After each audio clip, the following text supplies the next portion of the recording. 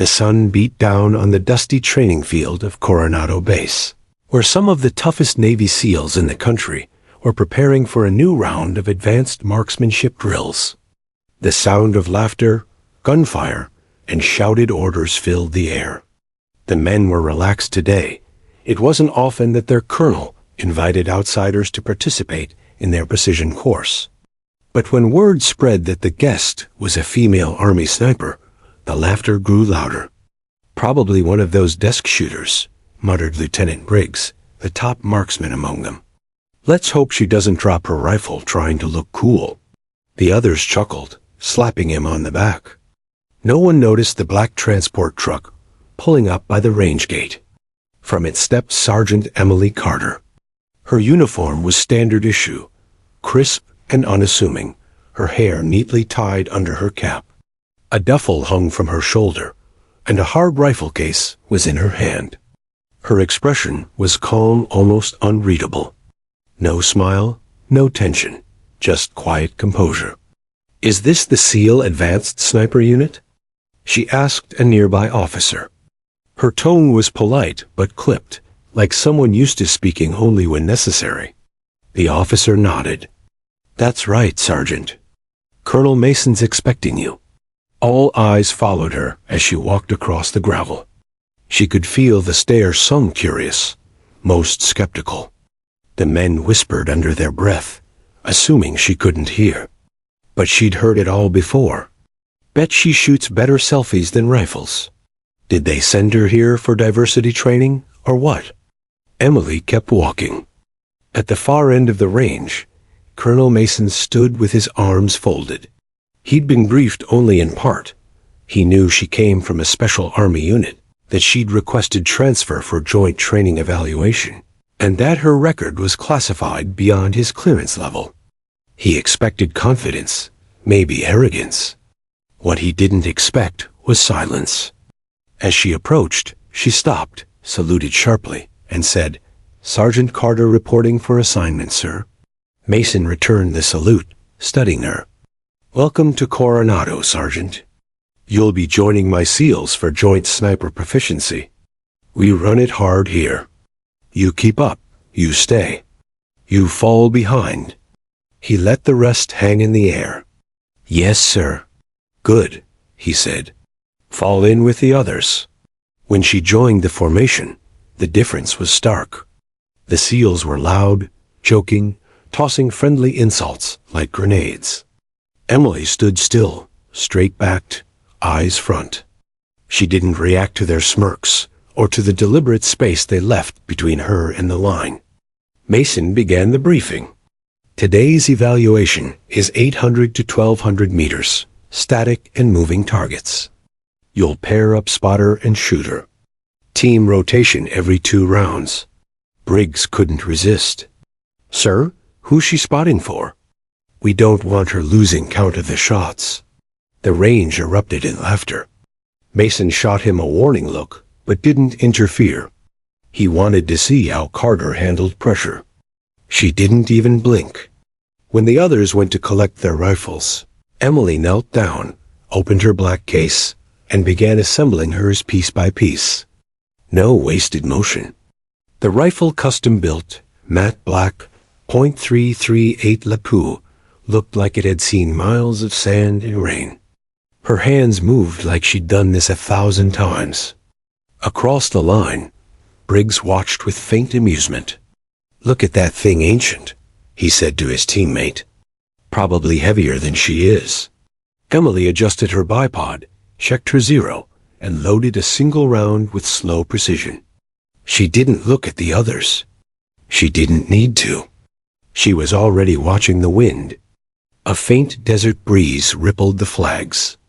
Most of the SEALs ignored it, trusting their scopes to compensate automatically. Emily raised a finger, felt the air, and made a half-click correction.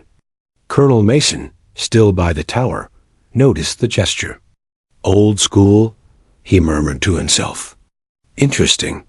The first series began. Targets popped up at 600 meters, then 800. Briggs fired first 3 quick, clean shots. 2 center mass, One a little high. 850 confirmed, called his spotter. Cheers erupted. Then Emily's turn came. She lay prone, steady as stone. Her breathing slowed 3 seconds in, 3 seconds out. Her heart rate dropped to a sniper's rhythm. Calm, even, mechanical. The first target appeared. One shot, direct hit. The next popped up at 900. She adjusted 2 clicks, fired, another hit. At 1,000 meters, the others started murmuring. She didn't even hesitate. Her final round cracked through the air and landed dead center. The line fell silent. Who called her zero? One SEAL whispered. That's impossible on the first setup. Briggs frowned, stepping closer.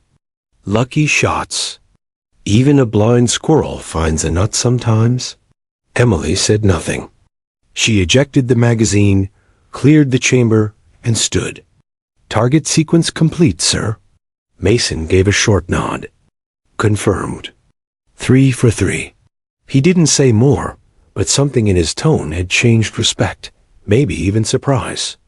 When the exercise ended, the men huddled in small groups, replaying what they'd seen. A few tried to dismiss it as luck. Others weren't so sure. Briggs approached her as she cleaned her rifle. Not bad for a first run, he said with a half-smile. But we'll see how you hold up under wind drift tomorrow. She didn't look up. I will. He raised an eyebrow. You confident or cocky? She finally met his gaze. Her eyes were calm, steady. Trained. Briggs chuckled, unsure how to respond. He walked off muttering something under his breath, but even he couldn't shake the image of those perfect shots. That night, as the base lights dimmed, Colonel Mason sat in his office reviewing the day's data. Emily Carter's performance had been flawless. Her rifle setup was unusual custom modifications, not standard for Army issue. Her breathing patterns, posture, and zeroing technique were near textbook perfection. He opened her file again. Most of it was redacted. Only a few lines were visible. Service branch, U.S. Army unit, classified, operation record, restricted access decorations, awarded Distinguished Service Cross, details confidential. He leaned back, frowning. Who was she? Outside, the range lights flickered out. Emily sat alone on a crate, polishing her scope, the faint echo of laughter still hanging in the wind. She wasn't angry. She'd seen worse. The noise didn't bother her. Mockery was temporary. Skill was permanent. She could already feel tomorrow coming. The air, the challenge, the disbelief that would meet her again. But she'd face it the same way she faced every battlefield, quietly. Because Emily Carter didn't need to prove herself. She just needed a target. The next morning broke with a sharp whistle of reveille. The California sun was already creeping over the horizon, painting gold streaks across the barracks. The SEAL trainees gathered on the range, laughter echoing as they waited for the colonel's arrival. The mood was light too light for the serious day ahead. Emily Carter arrived quietly, rifle case in hand. She didn't talk. She didn't make eye contact. She just walked past the small groups of men joking about her first day performance. Did you see her? 3 lucky shots, and she thinks she's the real deal.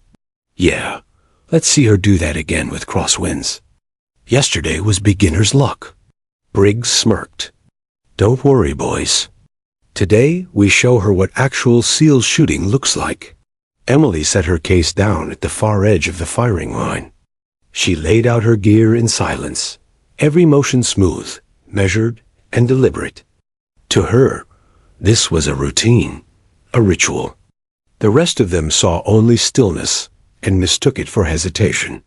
Colonel Mason stepped onto the range, clipboard in hand. Today's drill is long-range dynamic fire, he announced. Targets will appear between 700 and 1,200 meters. Different angles, unpredictable timing. You'll fire as teams spotter and shooter rotation. Accuracy and response time both count.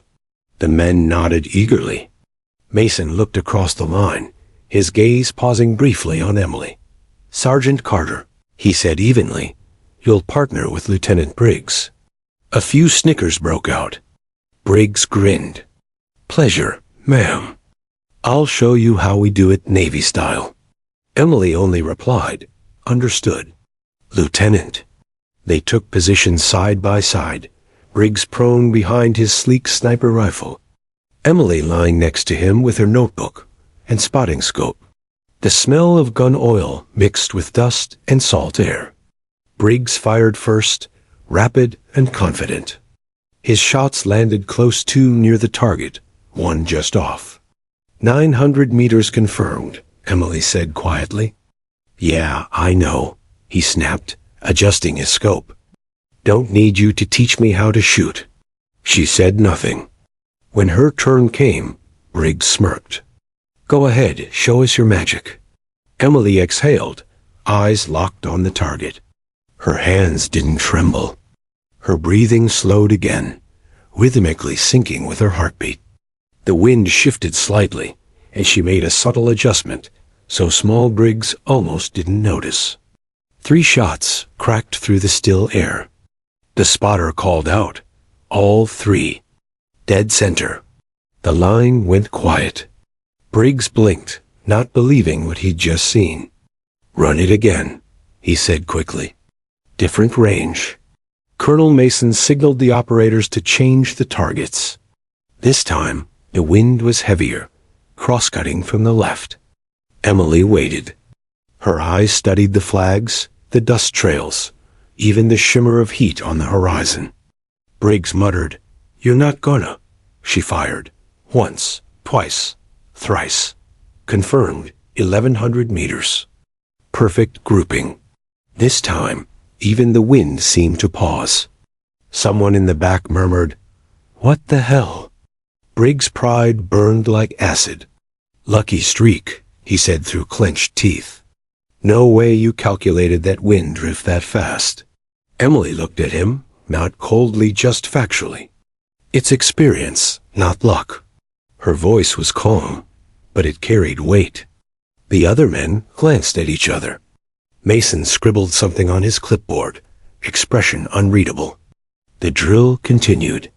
Every time her turn came, Emily delivered flawless precision. No wasted motion, no hesitation, no missed targets. She wasn't just shooting, she was performing a kind of quiet art. By midday, frustration spread among the SEALs. Their easy confidence was slipping. Briggs missed 2 consecutive targets at 1,000 meters, the wind throwing off his aim. "Just half a mil left," Emily advised gently. "I said I got it," Briggs snapped. He fired again and missed again. "Half a mil left," she repeated softly. He adjusted reluctantly, fired, and hit the bullseye. The spotter confirmed. Target down. Briggs exhaled hard, setting down his rifle. Lucky guess. Emily didn't argue. She simply jotted something in her notebook. The others, watching from behind, were beginning to whisper, not mockery now, but curiosity. Colonel Mason called for a lunch break. The men gathered under the shade tents, while Emily sat apart, cleaning her rifle. A few glanced her way, uncertain whether to speak or keep their distance. Briggs walked over, water bottle in hand. "So, Sergeant, where'd you learn to shoot like that?" His tone carried a mix of pride and challenge. "Different places," she replied. "Army training can't be that different," he pushed. She paused, her eyes never leaving her rifle. "Some training doesn't have classrooms, Lieutenant." Briggs frowned, unsure what she meant. "You talk in riddles?" "No," she said, finally meeting his gaze. "I talk in results." He didn't have an answer for that. When afternoon drills began, Colonel Mason added movement targets, steel silhouettes mounted on rails, gliding unpredictably at varied speeds. Even experienced shooters struggled here. First pair, Briggs and Carter. Mason called. The men lined up behind them to watch, some with popcorn from the mess tent. Briggs took the first turn. His first 2 shots landed close, but the third went wide. "Damn crosswind," he muttered. Emily adjusted her scope, taking over. She tracked the moving target, body completely still. The moment her finger touched the trigger, her expression changed, every emotion gone, replaced by pure focus. She fired 3 times in rhythm with the target's movement. The clang of hits echoed downrange. 3 for 3, the spotter confirmed again. This time, the SEALs didn't laugh. They didn't whisper. They just stared. Mason lowered his clipboard, his lips pressed tight to hide the smile forming there. As the drill ended, Briggs muttered to his partner, "She's something else." One of the other SEALs, Ramirez, grinned. "Yeah, man, she's embarrassing us." By evening, word had spread around the base. The quiet Army sniper had outshot every SEAL on the range. The same men who mocked her that morning now avoided her eyes. Their confidence had turned into grudging respect, though few would admit it aloud. As the sun dipped low, painting the desert orange, Emily sat cleaning her rifle again. The metal gleamed in the dying light. She moved slowly, methodically, lost in her own thoughts. Colonel Mason approached quietly. "You made quite an impression today, Sergeant." She looked up, surprised by his tone. It wasn't stern, just thoughtful. "Thank you, sir." He crossed his arms. "I've seen a lot of shooters, but your technique's different. Where'd you pick that up?" Her hands paused for a moment. "Overseas. Classified missions. Long time ago." He studied her. "You've seen combat, haven't you?" She didn't answer, but her eyes said enough. Mason nodded slowly. "Tomorrow, we're running endurance and team tests. I'll be watching closely." When he walked away, Emily let out a long breath. For the first time, someone wasn't laughing. Someone was noticing. As night fell, the base grew quiet. Inside the barracks, the SEALs replayed the day's scenes, whispering about her shots, her silence, her uncanny precision. Briggs lay on his bunk, staring at the ceiling. "She's too calm," he muttered. "Nobody shoots like that without something." "Without what?" Ramirez asked. "Without ghosts," Briggs said quietly. Outside, Emily sat under the stars, the cool wind brushing her face. The desert night was silent just the way she liked it. Tomorrow would bring new tests, new doubts, new eyes waiting for her to fail. But she wasn't worried. She'd faced worse than mockery. She'd survived where silence was life and sound was death. The range was just another battlefield, and she already knew how to win. By the third day, the mockery had quieted, but not disappeared. The SEALs had stopped laughing outright, though their pride still smarted from being house-shot by a quiet Army sniper who never raised her voice. Every perfect shot she fired felt like a challenge, even when she didn't mean it that way. The morning air was crisp, cool, and tense. The sky above the Coronado Range was a flat blue dome. A few clouds drifted lazily across it, but down on the ground, the energy was far from calm. Lieutenant Briggs stood beside his weapon case, jaw tight, eyes burning with something between respect and stubborn defiance. He wasn't going to let a newcomer, especially an outsider, walk in and take the crown he'd earned over years of sweat and sand. Colonel Mason walked out to the line, his boots crunching on gravel. "Morning, gentlemen, Sergeant." He nodded to Emily. She gave a small nod back. "Today," Mason announced, "we're going to run the precision challenge. 10 targets. Distances from 800 to 1,200 meters. Wind variable. You'll fire solo." He paused. Fastest accurate shooter gets top marksmanship score for the cycle. A ripple of excitement moved through the line. This was the event everyone looked forward to. The best of the best got bragging rights for months. Briggs had held that title for 2 years straight. He turned to Emily and smirked. "You ready for school, Sergeant?" She looked at him evenly. "Always." Laughter rippled through the group. But Mason's expression stayed neutral. He wanted to see what would happen when skill met ego. "Briggs, you're up first," Mason said. The lieutenant moved to the firing mat like a man stepping into a boxing ring. He dropped prone, adjusted his scope, and signaled ready. His spotter crouched behind him. "Wind at 6 knots, left to right," the spotter said. Briggs nodded. "Got it." The first target popped up at 800 meters. He squeezed the trigger, hit. Another at 900 hit.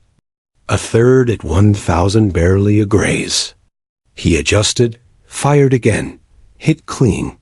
By the time the final target appeared, he was sweating.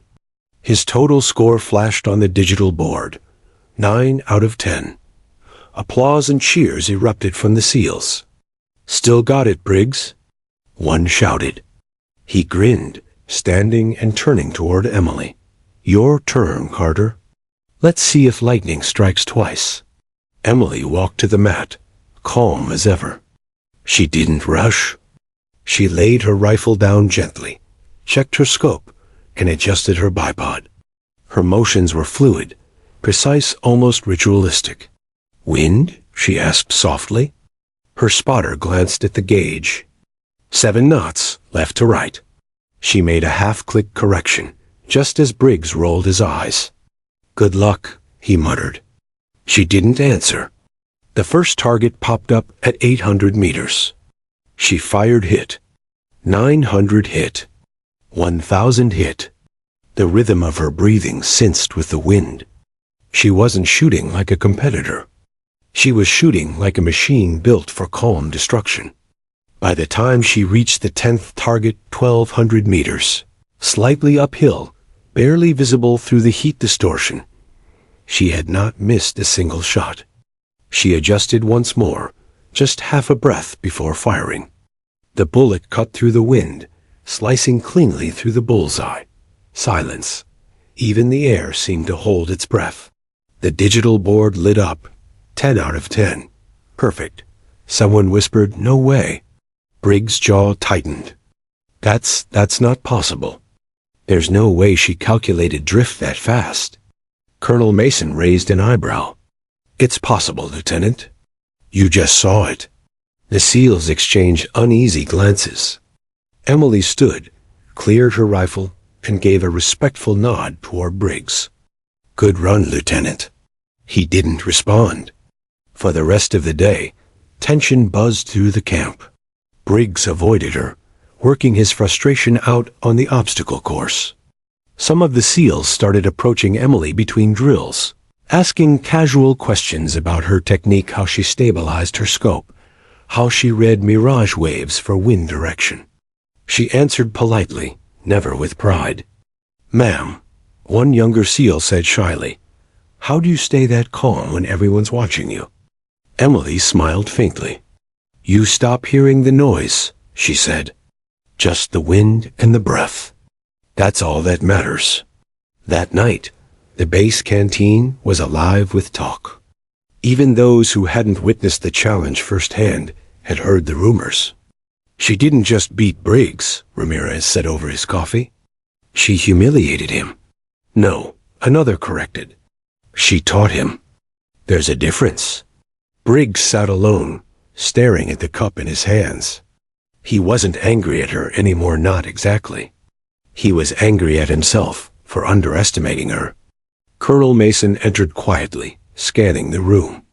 His eyes fell on Emily, sitting by herself at a corner table, polishing her rifle with methodical care. He walked over. "That was some shooting today, Sergeant."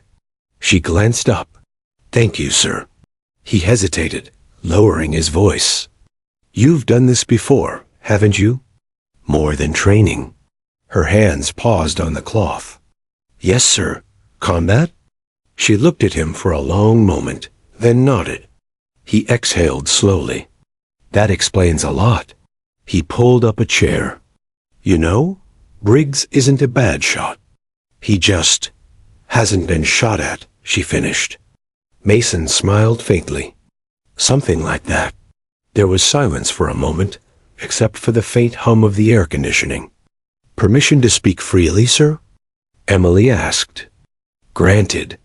She looked down at her rifle, fingers brushing the cool steel. Most of the people I worked with didn't make it home. We didn't have competitions, just targets and consequences. Every shot mattered because someone's life depended on it. Mason's face softened.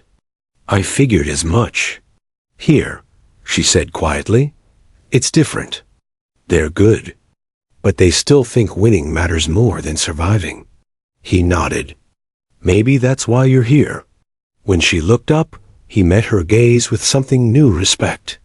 Tomorrow, he said, standing, we'll run a team simulation. I want you leading one of the squads. Her brow lifted slightly. Sir, you heard me. You've earned it. The next morning, the assignment spread through the barracks like wildfire.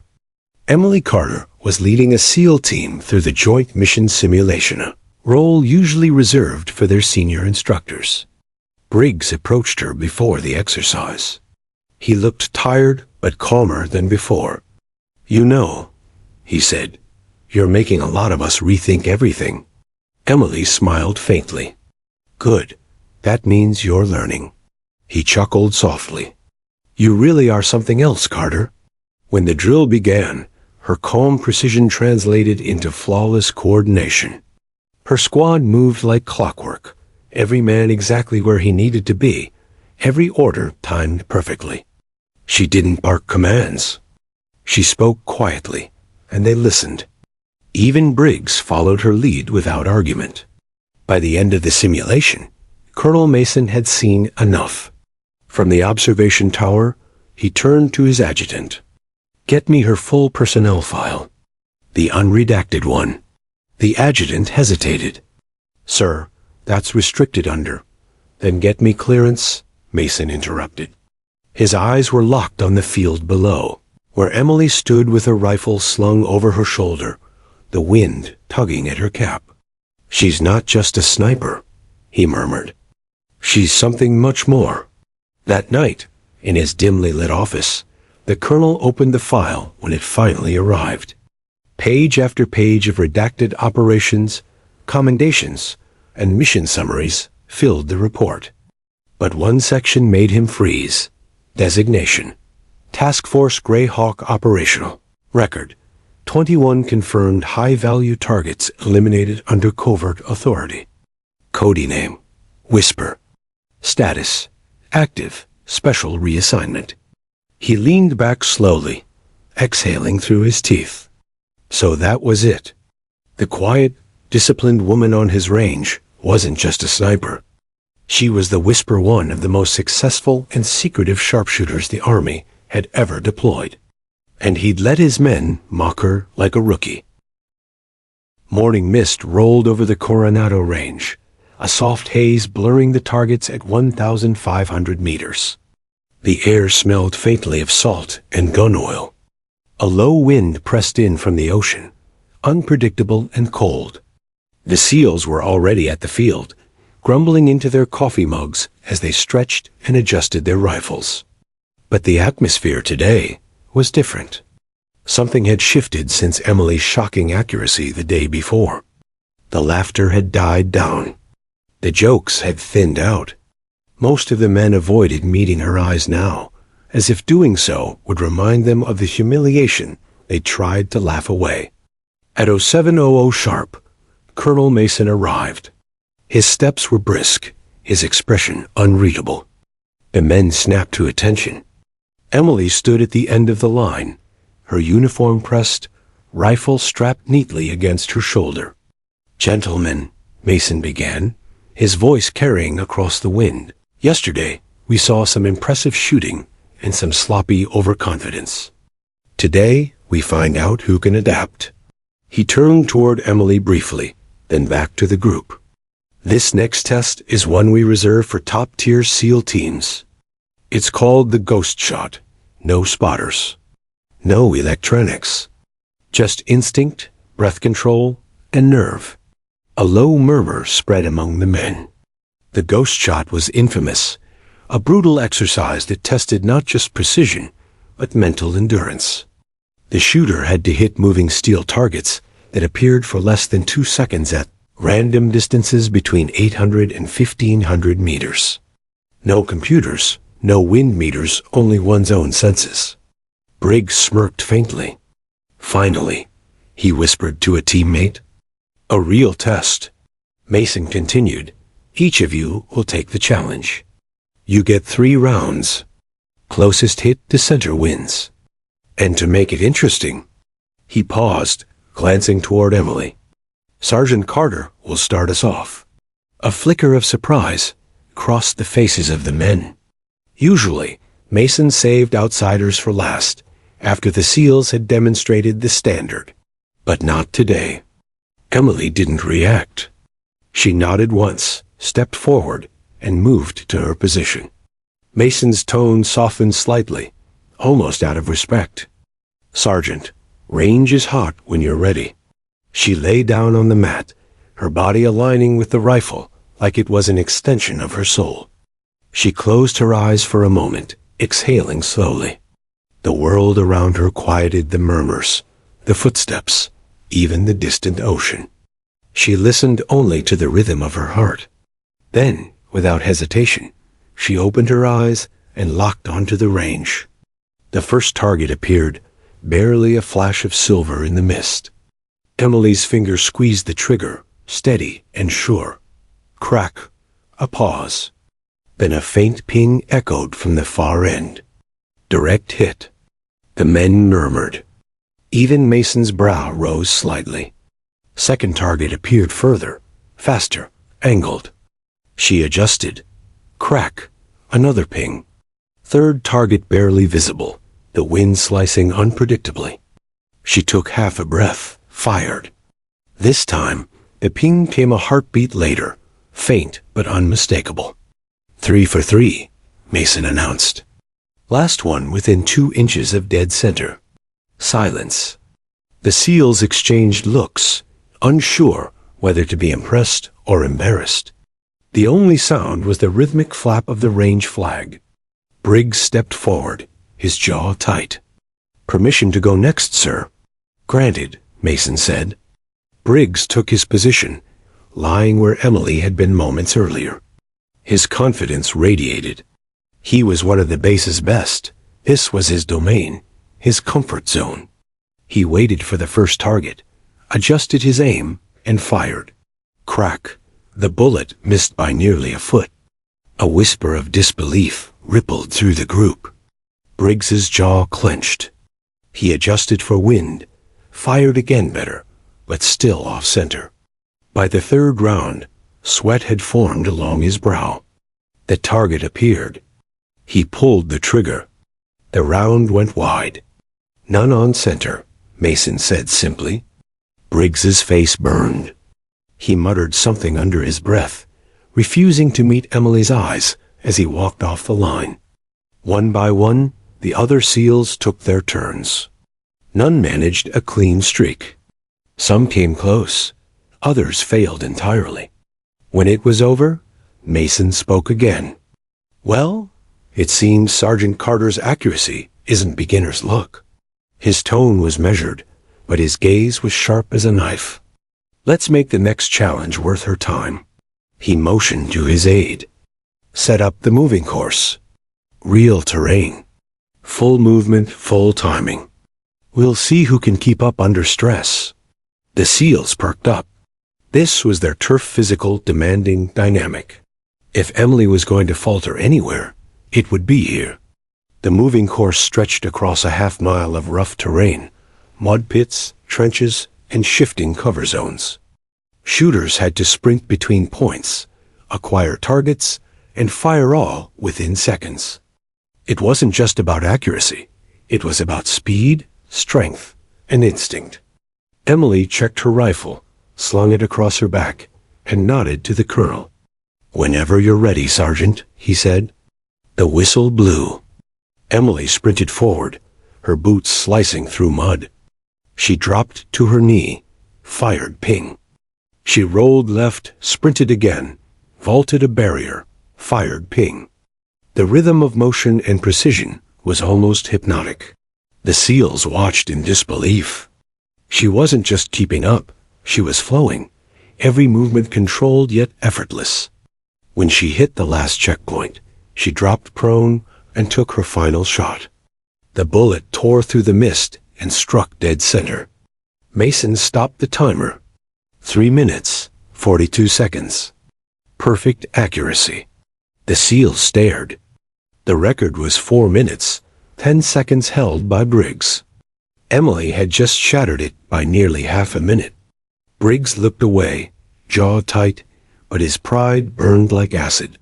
"She's had extra training," he said quietly. "No one moves like that." Mason didn't respond. Instead, he studied Emily as she stood, breathing evenly, rifle steady in her hand. There was no arrogance, no triumph, just focus. He finally said, "You've done this before, haven't you?" Emily hesitated, then nodded once. "Yes, sir. Where?" Her voice was soft, almost distant. "Mosul, 2017, Urban Overwatch Detail.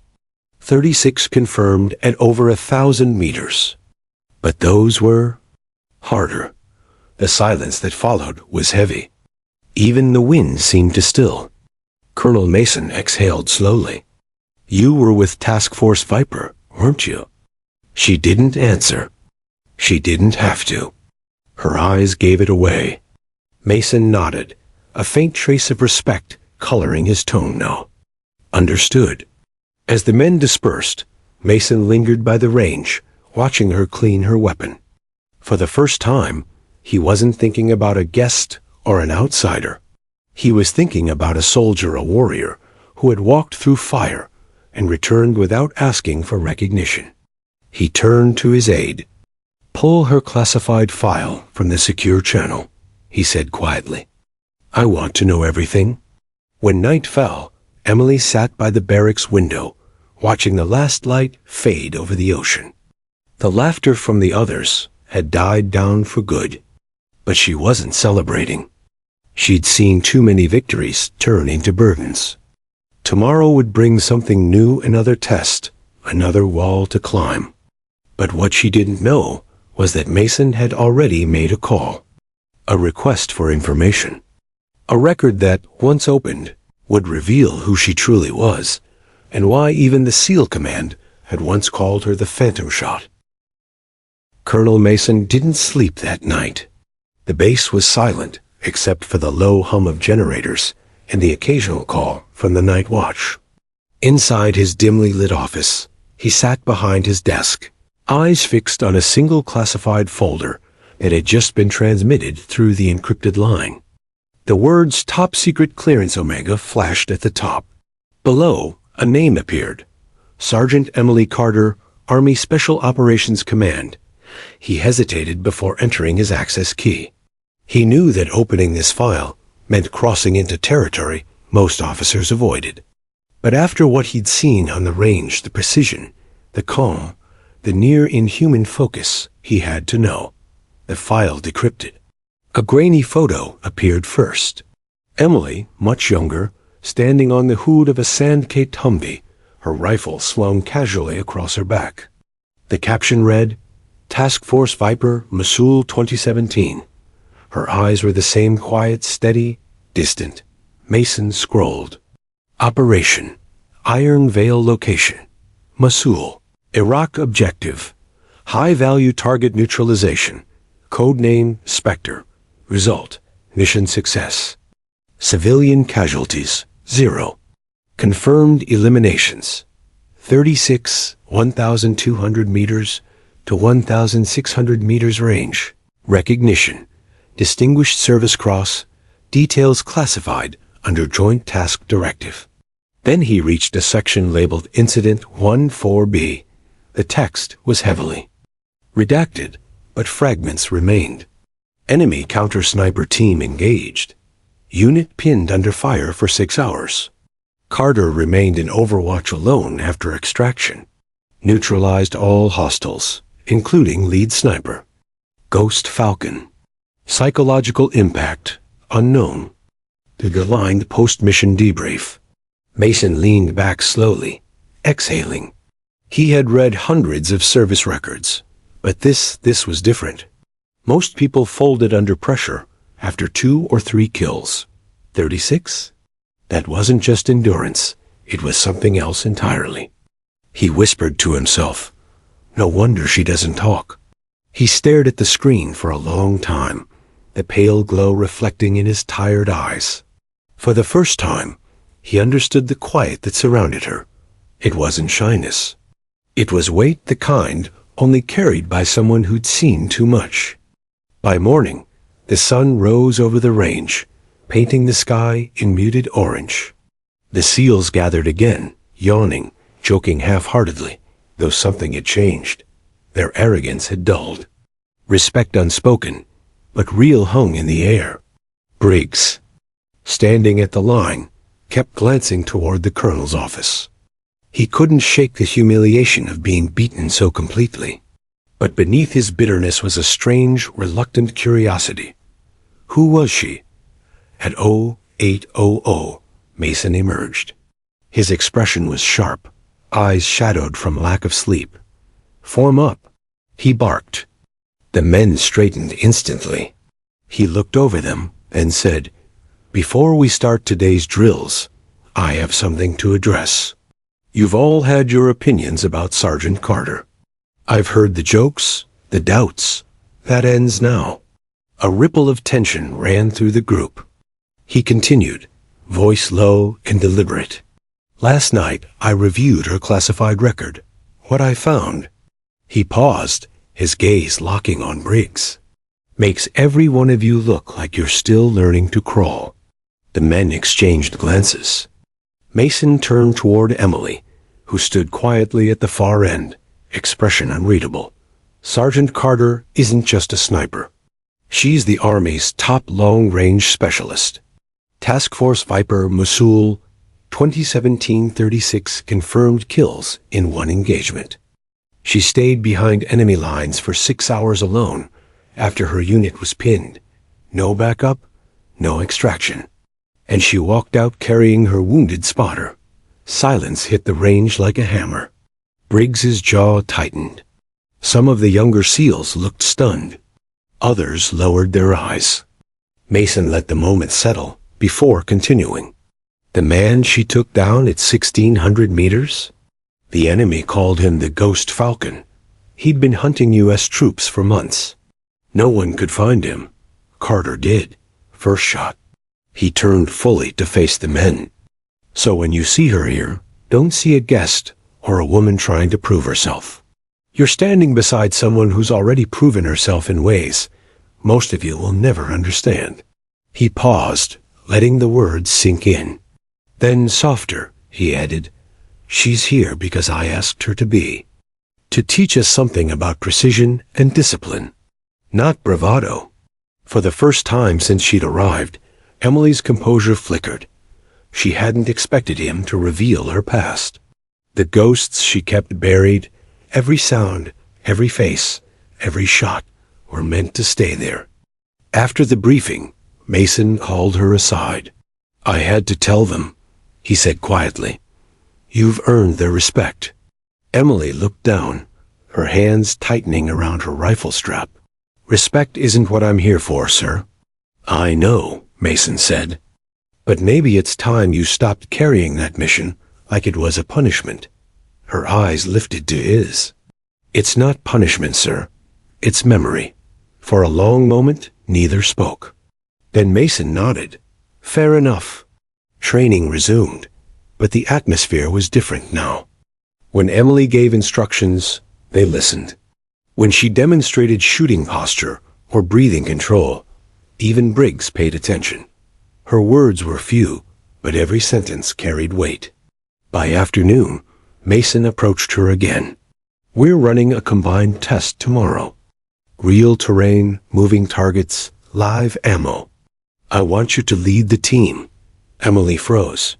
Lead them, sir? Yes. Command the field. You set the pace, the timing, the sequence. They'll follow your orders. She hesitated. They won't like that. They don't have to, Mason replied. They just have to learn. That night, the base was quiet again. The moon hung low over the coastline. Emily sat on her bunk, polishing her rifle the way she always did before a mission. Across the room, Briggs entered silently, a coffee mug in his hand. He stood there for a second, awkward, then said, "Heard what the colonel said about Mosul." Emily didn't look up. He shouldn't have. Maybe not, Briggs said, stepping closer. But I'm glad he did. She paused, finally meeting his gaze. He scratched the back of his neck. You know, when you showed up, I thought you were well. I thought a lot of stupid things. Guess I was trying to protect my pride. Didn't realize I was standing next to a legend. Emily shook her head softly. I'm not a legend. I just survived. Briggs smiled faintly. That's what legends do. For the first time since arriving, Emily allowed a hint of a smile. It was small, barely there, but real. As Briggs turned to leave, he said, "When we run tomorrow's op, I'll be on your left flank. Don't hold back." "I never do," she replied. When he left, Emily sat for a moment in silence. She touched the edge of her rifle case where a faded engraving was barely visible. CW-2017, the initials of her old spotter, the one she'd carried out of Mosul. Outside, the ocean wind carried a soft hum through the open barracks window. The sound reminded her of distant gunfire, the kind that never fully left her memory. Tomorrow, she would lead again. Not because she wanted to, but because Mason had given her something she hadn't felt in years' trust. And for Emily Carter, that meant more than medals, more than ranks, more than recognition. It meant a chance to finally prove to herself that she could still pull the trigger for something other than survival. Dawn broke over Coronado with a sharp chill. The ocean air carried a mist that crept across the training grounds like smoke from an unseen fire. The base was unusually quiet for a test day. No banter, no laughter, just focused movement. Every SEAL knew today's exercise was more than a drill. It was a reckoning. Emily Carter stood at the operations table, her face unreadable as she scanned the layout. A half-mile of rough terrain sprawled before her dense brush, uneven hills, mock structures built to mimic urban combat. The exercise was designed to simulate a live reconnaissance mission under pressure. But this time, she wasn't just shooting. She was leading. Colonel Mason approached, coffee in one hand, data pad in the other. "You sure about the setup, Carter?" She nodded. Wind speeds fluctuating between 3 and 6 knots, direction shifting northwest. "I'll adjust their stagger accordingly." Mason gave a low whistle. "You memorized the whole field already?" "Habit," she said simply. Behind her, the SEAL team geared up, Briggs, Taylor, Reeves, and Vega among them. Their rifles gleamed in the pale morning light. This time, when they looked at her, there was no mockery, no arrogance, only anticipation. Briggs was the first to speak. "So, boss," he said with a grin, "how do you want to play this?" The nickname caught her slightly off guard. She didn't react outwardly, but a faint spark flickered behind her calm eyes. "Simple," she replied. 2 sniper units, leapfrogging positions. I'll take the high ridge with Briggs. Taylor and Reeves will provide cover from the south tree line. Vega manages comms and overwatch. No one moves without my call." Briggs nodded. "Copy that." Mason clapped once. "All right, team. This is a simulated mission, but I expect live precision. Treat it like the real thing." And Carter, he paused. Show them how you do it. Emily just gave a quiet, yes, sir, and slung her rifle. The operation began at 0600. The team moved like shadows through the mist, their boots muffled against damp soil. The wind howled low across the ridge, carrying the faint tongue of salt. Emily moved ahead, scanning the terrain through her scope, every movement measured and precise. Movement at 400 meters, she murmured through her mic. 2 targets, low visibility. Simulated hostiles. Briggs knelt beside her, adjusting his scope. ICM. Wait, Emily said. They're decoys. Real targets won't be that obvious. He paused. She was right too easy, too exposed. A few seconds later, faint metallic clicks echoed from deeper within the fog. That was real. The mechanical sound of hidden launchers activating. Emily's eyes narrowed. Ambush, real motion sensors. Not simulation grade. Briggs frowned. You saying? Before he could finish, a sharp thud silence. A training charge detonated near the ridge, spraying dirt and debris. The team hit the ground instantly. Colonel, we've got live ordnance out here. Briggs barked into the combs. Static, no response. Emily's instincts flared. Pull back to cover. Someone's hijacked the system. Reeves's voice crackled in their ears. Control towers dark. Comms jammed. Someone cut the signal. Mason, back at base, slammed his hand against the radio console. The screen flickered red.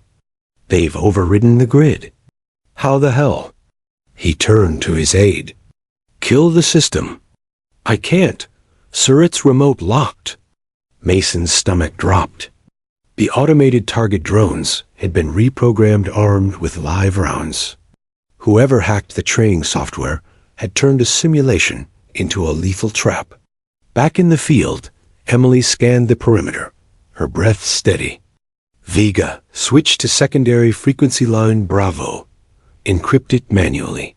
On it, Vega replied, fingers flying over his comms pad. You're clear in 10 seconds. As they waited, the fog thinned just enough for Emily to spot a glint of metal across the ridge. A mounted auto-turret wheel, not training grade. Briggs, she said quietly. 3 o'clock, High Ridge. He followed her gaze. Jesus, that's live hardware. Wind's changing, she murmured, adjusting her scope. 5 knots east. Range 750 meters. Hold for my call. The turret rotated slowly, locking toward their position. Now, she said. 2 shots cracked in perfect unison. Hers struck first, shattering the sensor array. Briggs's round followed half a second later, punching through the control housing. The turret sparked, jerked violently, then fell silent. Vega's voice cut in. You're live on Bravo channel. Colonel's back online. Mason's voice came through, calm but tight.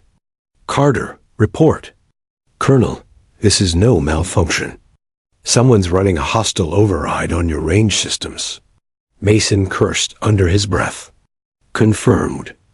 I've got signals coming from the south substation. Whoever did this is on site. Emily's tone didn't change. Then we'll handle it. Mason hesitated. Carter, sir, we're already in the field. If we fall back, they'll have full control. He clenched his jaw. Then, copy. Proceed with caution. I'll dispatch base security to intercept. Emily signaled the team forward. Briggs, flank left with Reeves. Taylor, cover our rear. Vega, maintain comms interference. They advanced through the trees, the fog thinning as the sun climbed higher. Every step was silent, deliberate. The mock battlefield had turned into something real, metallic and dangerous. When they reached the substation clearing, Emily knelt behind a broken barricade, scanning the area. She spotted movement of shadow ducking behind the control unit. Briggs whispered. You seeing that? Yeah, she said. Single operator, maybe two. She motioned silently.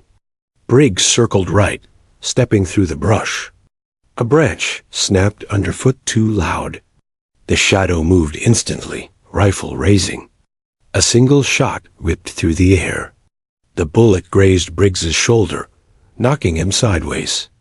Emily reacted before thought. One breath, one pull. Her shot hit center mass. The figure dropped instantly. She sprinted forward, checking the downed target. Civilian clothes. Face hidden behind a tactical mask. But the patch on his arm froze her cold rogue systems. A known military contracting group under investigation for sabotage operations. Mason's voice cut in. Report. Contact neutralized, Emily said. One operator down. Possible rogue contractor. Not a drill. Copy that, Mason replied grimly. Security inbound. Keep your position. Briggs winced, pressing a hand to his shoulder. Just a graze. You got him. She tore a strip of fabric from her sleeve and tied it around his arm. Next time, lighter steps. He managed a weak grin. Yes, ma'am. Within minutes, security forces arrived, storming the substation. Two more masked operatives were apprehended trying to flee through the brush. The system was shut down manually. As the chaos settled, Mason arrived by jeep. He stepped out, eyes scanning the scene before turning to Emily. You saved their lives, he said quietly. Emily shook her head. No, sir. We saved each other? The colonel gave a rare smile. Maybe so. He turned to the others. Get your wounds checked. Debrief at 1600. When the team returned to base, the adrenaline began to fade, replaced by a heavy, thoughtful silence. They weren't laughing, but they weren't afraid either. For the first time, they felt like a unit. As they walked, Briggs fell into step beside her. So, he said with a crooked grin, you always turn training days into live combat? Emily smirked faintly. Only when the targets shoot back. He chuckled, shaking his head. Remind me never to doubt you again. That night, as the waves crashed beyond the shore, Mason stood outside the barracks, watching his team through the window laughing, talking, alive. He thought of what Emily had said earlier. We saved each other. And he realized she was right. In the chaos of the day, they hadn't just survived an ambush. They'd found something rare trust forged under fire. Inside, Emily cleaned her rifle in silence. Her reflection in the glass looked tired, older than her years, but peaceful. For the first time since Mosul, she didn't feel like she was fighting alone. Tomorrow, the official report would call it an unauthorized system breach. But those who were there would remember it for what it truly was. The day the quiet sniper became the leader the SEALs never knew they needed. The sun burned low over the Nevada desert, throwing long orange streaks across the training range. The day's final echoes of gunfire faded into the cooling air. The SEAL trainees, once rowdy and overconfident, now stood quietly beside their rifles' faces streaked with dust and humility. They weren't laughing anymore. Not after what they'd just seen. Sergeant Emily Carter removed her ear protection and unloaded her rifle with the same calm precision she'd carried since the first day she arrived. Her movements were deliberate, efficient, nothing wasted, nothing hurried. It was as if she moved to a rhythm that only she could hear. Lieutenant Briggs, who'd once called her Rookie, had been silent for hours. He'd watched her guide them through impossible exercises, shooting through heavy crosswinds, adjusting scopes by instinct, and hitting targets invisible to the untrained eye. She had corrected his stance earlier, just a small adjustment in elbow angle, and his accuracy had jumped 30%. He couldn't deny it anymore. The quiet woman he mocked knew more about sniping than most combat veterans. Colonel Mason approached the group, hands behind his back, boots crunching in the dirt. "Fall in," he called, voice sharp but calm. The men straightened automatically. Emily stood slightly apart, cleaning her weapon with care. Mason's gaze swept across the trainees. "You came here thinking you'd already learned everything worth knowing," he began. "Then Sergeant Carter showed you there's always another level." No one spoke. The colonel's tone carried authority, but also respect. He wasn't scolding. He was reminding them that greatness demanded humility. Briggs finally stepped forward, hesitating before speaking. "Permission to address Sergeant Carter, sir?" Mason nodded. Briggs turned toward Emily. "Ma'am," he said, voice low but steady, "I owe you an apology." "We all do." He gestured to the others, who stood awkwardly, unsure how to act. "We thought we knew skill. We thought experience made us better. You proved us wrong without saying a word." Emily paused, her fingers resting on the bolt of her rifle. Slowly, she looked up. Her expression was neutral, but her eyes were soft. "Apology accepted," she said simply. Briggs nodded, exhaling in relief. But Emily wasn't finished. She stood and faced them all. "You didn't fail because you mocked me," she said. "You failed because you assumed. Out there, assumption kills faster than any bullet." Her words hit harder than a reprimand. Every man felt it. They'd been trained to fight, to endure, to overcome, but they hadn't been trained to listen. One of the younger SEALs, Daniels, raised his hand hesitantly. "Sergeant, can I ask, where did you learn all that?" Emily's gaze drifted toward the horizon. "Experience," she said quietly. "Not all of it good." The colonel's eyes narrowed slightly. He knew what that meant. Her classified missions had left marks that didn't show on paper. Still, Emily never used them for pride. Her strength wasn't loud. It was steady. "Tomorrow," Mason said, breaking the silence, "Sergeant Carter will lead the final precision drill.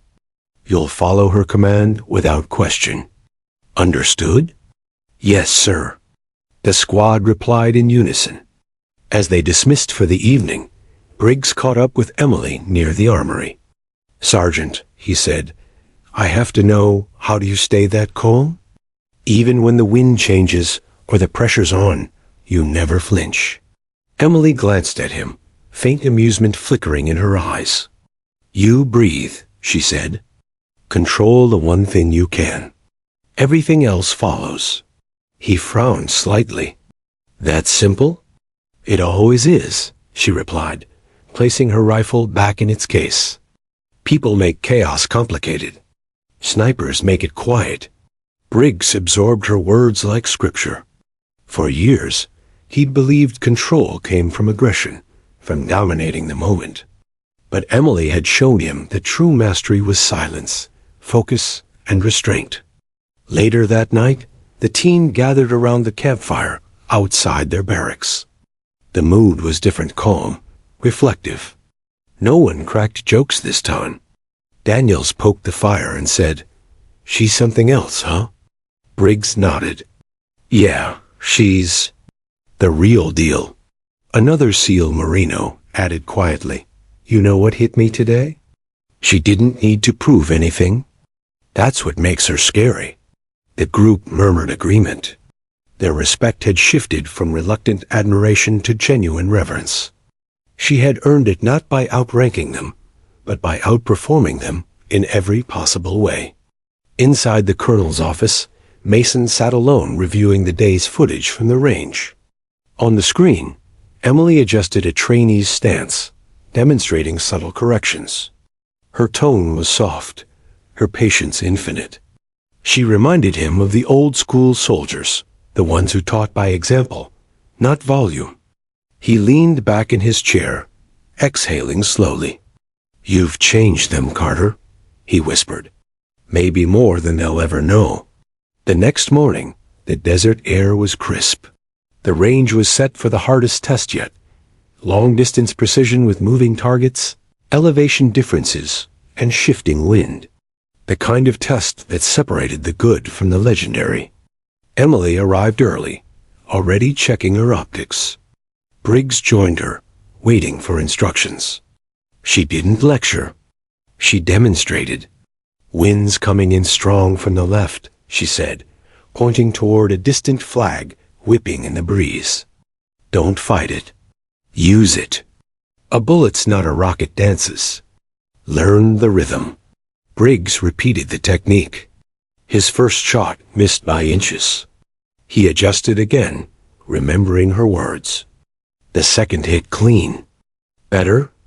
Emily said with a slight nod. Throughout the morning, she moved from one trainee to another, offering quiet corrections. By noon, the SEALs were performing beyond anything they'd imagined. Mason, watching from a distance, felt a rare sense of pride. She wasn't just teaching marksmanship, she was teaching mindset. After the drills, Mason called them all together. "You've spent your careers learning to be warriors," he said. "But this, what you've learned from Sergeant Carter, is how to be disciplined warriors. There's a difference." Briggs stepped forward again, holding something in his hand. It was a small, worn patch of SEAL sniper emblem. He extended it toward Emily. "You've earned this, ma'am. Not as a trainee. As one of us." Emily looked at it for a long moment before shaking her head. "Keep it," she said softly. "I already have my own." Briggs smiled, slipping the patch back into his pocket. Fair enough. That night, the base felt different. The laughter that had once carried arrogance now carried respect.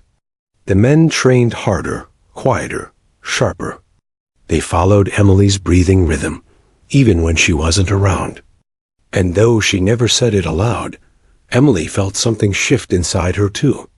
For years, she'd avoided recognition, preferring shadows and silence.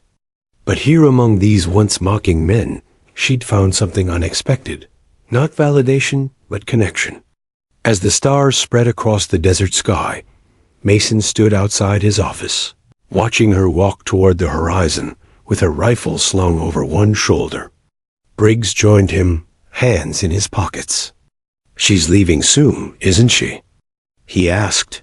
Mason nodded. "Yeah, people like her don't stay long.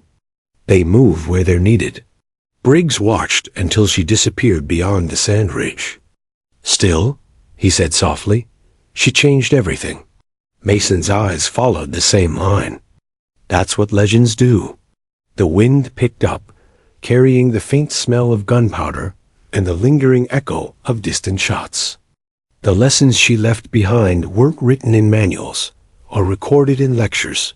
They lived in every steady breath, every quiet aim, and every soldier who'd once doubted her and now trained in her shadow. And for the first time in a long while, the range felt at peace. The last morning at Coronado dawned with a pale golden light. The ocean breeze carried a soft chill, sweeping through the camp and rustling the flags along the training range. Most of the SEAL trainees had already gathered for their routine drills, but there was an unusual hush. Something was different today. Emily Carter stood at the edge of the range, rifle slung across her shoulder, surveying the familiar terrain one final time. Each hill, each ridge, every target marker held echoes of the lessons she'd imparted and the respect she'd earned. She had entered the base as a quiet, almost invisible figure, but over the past weeks, she had changed everything. The men's precision, their focus, and most importantly, their humility. Colonel Mason approached silently, boots crunching on the gravel. He paused beside her, his gaze sweeping the field with quiet reverence. "You're leaving today?" he said, his voice steady, but laced with unspoken emotion. Emily didn't turn. "Yes, sir," she replied softly. Mason studied her profile for a long moment. "You didn't just teach them marksmanship, Sergeant," he said finally. "You taught them something far harder: discipline under pressure, trust in each other, and the quiet power of focus. That's a lesson many veterans never fully learn. She finally met his eyes. I only did what I would have wanted someone to do for me, sir. He nodded. I know, and that's exactly why your record, your service, is something no one here will ever forget. Mason gestured toward the line of SEALs assembling for morning inspection. Briggs, Reeves, Taylor, and the rest stood at attention, eyes fixed on her, faces sober but filled with genuine admiration. Briggs caught Mason's glance, hesitated for a moment, then stepped forward. Sergeant Carter, he said, voice clear, carrying the weight of weeks of grudging respect. On behalf of every one of us, thank you. For the lessons, the patience, and for showing us how it's done. Emily's expression softened faintly. You didn't need me to teach you that, she said. You just needed to see it. And now you can. Briggs nodded, swallowing hard. The tension of pride and humility mingled in his chest.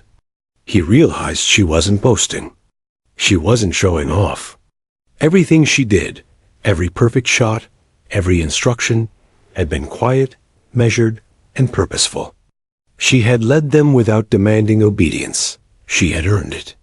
Colonel Mason stepped forward, holding a small folder. The emblem on its cover caught the sunlight. U.S. Army Special Operations Command, classified. He handed it to Emily. For you, he said. Official acknowledgement of your record. Fully unredacted. The missions, the commendations, the operations, everything. Even what most people never knew existed. Emily's eyes flickered with surprise. Sir, you didn't have to. I did, Mason said. You've done more than any drill instructor could. More than any commander expected. It's time the men here and the history books know who you really are. She took the folder gingerly, opening it. Photographs, mission summaries, commendations, and top-secret reports spilled out. One operation after another detailed feats that seemed almost unreal. Long-distance Overwatch missions.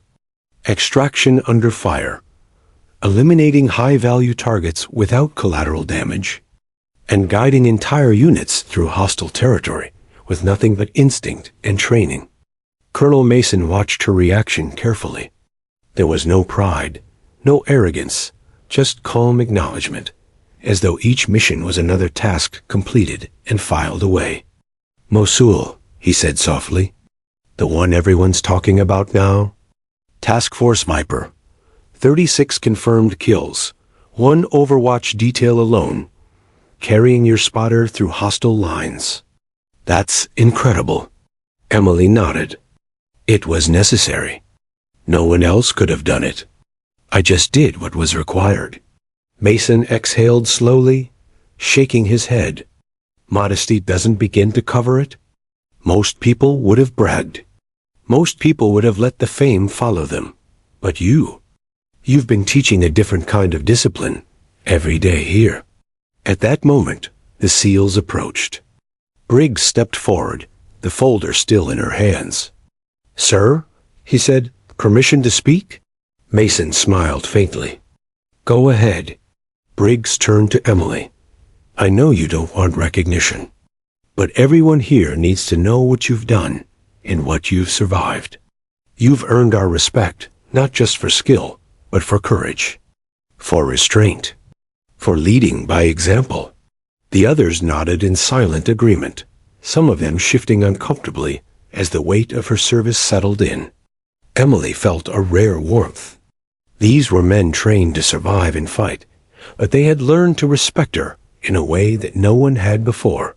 Finally, Emily closed the folder and placed it in her pack. She gave a faint smile. I didn't come here to impress anyone, she said. I came here to share what I know. That's all. Mason stepped closer. And in doing so, you've changed the culture here. These men will carry the lessons with them long after you're gone. They'll remember the quiet sniper who taught them that precision, patience, and focus matter more than ego. Emily glanced toward the horizon where the sun met the ocean. "Then my job here is done." Briggs spoke again, softly. "Sergeant Carter, if there's ever a chance we cross paths again, I'll be ready. You've set a standard none of us can forget." Emily nodded. "I'll hold you to it." The colonel watched as she slung her rifle and began walking toward the extraction point. Every step was deliberate, calm, and assured, the same quiet power that had earned her the nickname Whisper in classified circles. Behind her, the SEALs formed a loose line, watching silently. Briggs clenched his jaw, feeling the mixture of humility and inspiration.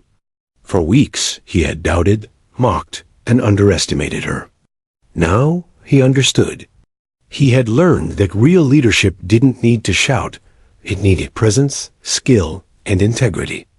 Colonel Mason finally spoke aloud, his voice carrying over the quiet range. "Men," he said, "today you witnessed history. Learn from it. Remember it. And maybe, just maybe, you'll carry it forward." The men saluted quietly as Emily disappeared toward the waiting helicopter. The rotor blades kicked up dust and sand, the sound carrying across the field like the echo of her lessons. Mason watched her go, a sense of completion settling in his chest. She was more than a sniper, more than a soldier. She was an example of excellence, discipline, and courage that transcended rank or branch.